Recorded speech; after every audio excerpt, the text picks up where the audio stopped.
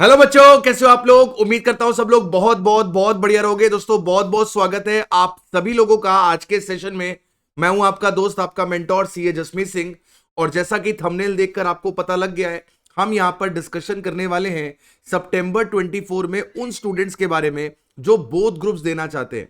आप में से बहुत सारे बच्चे हमसे एक प्लान मांग रहे थे, एक ओवरव्यू मांग रहे थे कि सितंबर 24 में अगर बोथ ग्रुप्स देना चाहते हैं तो हमारे पास क्या रोड मैप होना चाहिए।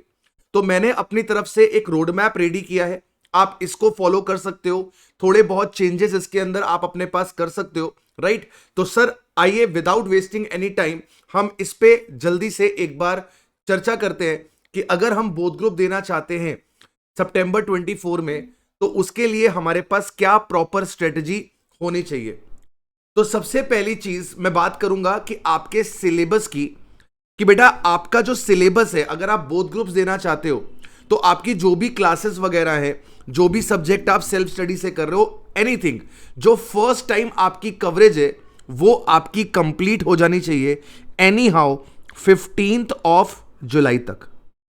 यानी कि 15 जुलाई तक आपका सिलेबस कंप्लीट हो जाए, सो दैट आपके पास लगभग 2 महीने होने चाहिए रिवीजन करने के लिए।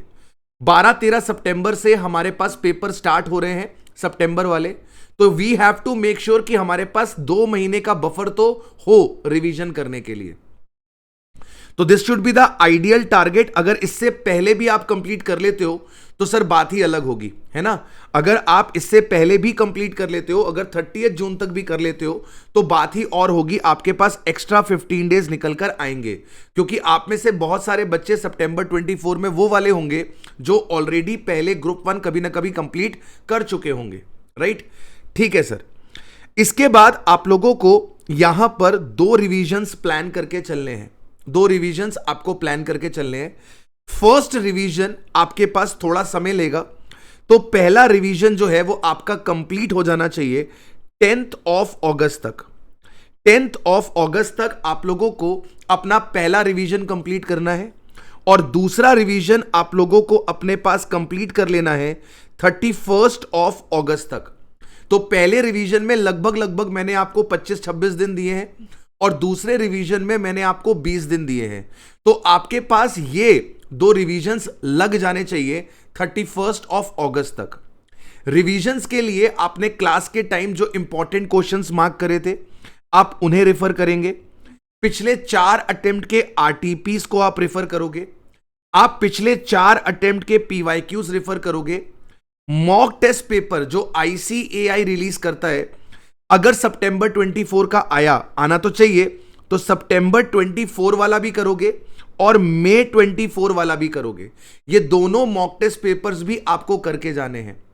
इसके अलावा जहां कहीं पर भी आपको प्रॉब्लम आ रहा है वहां पर आप मैराथन्स को रेफर कर सकते हैं।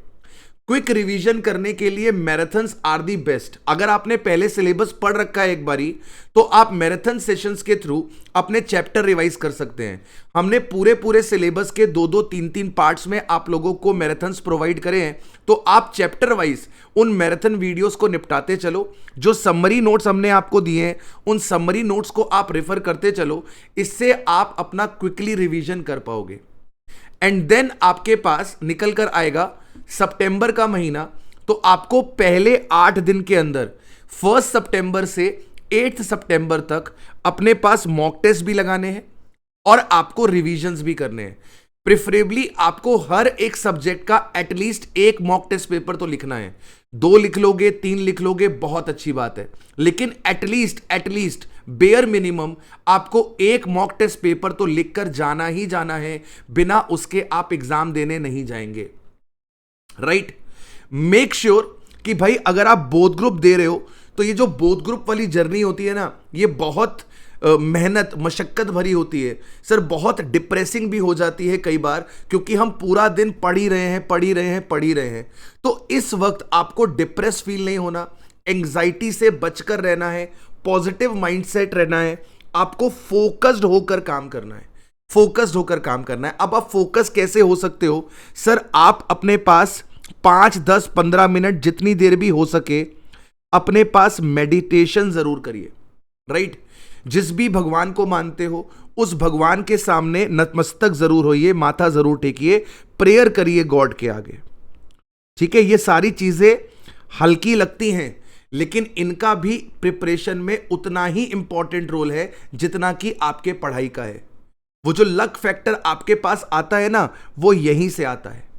मेहनत आपको करनी है, उसका तो कोई सब्स्टिट्यूट नहीं है, लेकिन अगर ये चीज भी ऐड ऑन कर लोगे तो आपके पास होने के चांसेस बढ़ जाएंगे। तो मेडिटेशन आपको करनी है, 5 10 15 मिनट कोशिश करो रोज करने की। भगवान के आगे प्रेयर करो, राइट, डेली हाथ जोड़ो, माथा टेको। अपार्ट फ्रॉम दिस आपके पास make a proper sleeping routine. आपके पास प्रॉपर एक स्लीप का रूटीन होना चाहिए। आपको रात को 12 बजे सोना है, आपको 1 बजे सोना है, 2 बजे सोना है, 3 बजे सोना है। आप लेट नाइट जागना चाहते हो कि अर्ली मॉर्निंग उठना चाहते हो, आपको डिसाइड करना है। लेकिन एक स्लीप रूटीन फिक्स कर लो जिसके अंदर आप 6 घंटे की नींद तो ले रहे हो प्रॉपर। एक स्ट्रेच में 6 घंटे की नींद चाहिए। जब नींद पूरी रहेगी तो ब्रेन जो है वो अच्छे तरीके से फंक्शन करेगा, आप अपने डेली टारगेट्स को पूरा कर पाओगे, जो भी पढ़ाई कर रहे हो वो इफेक्टिव तरीके से आपकी कंप्लीट होगी। इसके बाद आपको कोशिश करनी है जो भी आप डेली टारगेट्स बना रहे हैं वो डेली टारगेट्स आपके क्या हो रहे हो, अचीव हो रहे हो। वो डेली टारगेट्स आपके पास क्या हो रहे हो सर, डेली टारगेट्स आपके पास अचीव हो रहे हो। एटलीस्ट 90 to 95% आपको टारगेट अचीव करना है। देखो 100% टारगेट कभी भी कोई अचीव नहीं कर पाता। ऐसा होगा कि कभी होंगे कभी नहीं भी होंगे। तो आपको कोशिश करनी है कि 90 से 95% हमें टारगेट अचीव करना है। अब मैंने यहां पर कहीं पर भी आपको यह नहीं बताया कि आपको कितने घंटे पढ़ना है, मैंने आपको यह स्केड्यूल बता दिया। इस स्केड्यूल को कंप्लीट करने के लिए अगर 10 घंटे जरूरी हैं तो 10 घंटे पढ़ो, 15 घंटे पढ़ना जरूरी है 15 घंटे पढ़ो। यह आपको डिसाइड करना है कि भाई मुझे कितने घंटे देने हैं इस टारगेट को मीट आउट करने के लिए। वो आपकी साइकिल है, वो आपको डिसाइड करना है। इसके बाद आपको एटलीस्ट दिन में आधा घंटा मी टाइम के लिए रखना है। उस मी टाइम के अंदर ये नहीं करेंगे कि सोशल मीडिया चला रहे हैं। सोशल मीडिया को तो कंप्लीट बैन करना है। ना आपके मोबाइल पे इंस्टाग्राम होना चाहिए, ना फेसबुक, ना स्नैपचैट। यूट्यूब भी अवॉइड कर सकते हो तो अपने मोबाइल से यूट्यूब को हटा दो, राइट। अगर पढ़ना है यूट्यूब पे कुछ, मम्मी से फोन ले लो, मम्मी के फोन पे, पापा के फोन पे यूट्यूब पे देख लो, राइट। और पढ़ते टाइम ही यूट्यूब फोन यूज करो, शॉर्ट्स देखने मत बैठ जाना, right? You have to completely ban your social media for next 2-3 months. इस मी टाइम के अंदर आप आंखें बंद करके लेट जाओ, आप गाने सुन लो, आप साइकिलिंग कर लो, आप वॉकिंग पे चले जाओ। जिम के शौकीन हो तो 15 20 25 मिनट आधा घंटा जिम भी कराओ, कोई टेंशन नहीं है। लेकिन उसमें प्रॉब्लम ये होगा, आधा घंटा जाना, आधा घंटा आना, 1 घंटा जिम, 2 घंटा चला जाएगा, राइट। तो बहुत कम बच्चे ऐसे होंगे लेकिन कुछ तो होंगे, राइट। तो आप उस चीज को भी अपने पास इंक्लूड कर सकते हो। ये सारी एक्टिविटीज करने से आप फोकस रहोगे और अपने टारगेट्स को जो है वो अचीव कर पाओगे।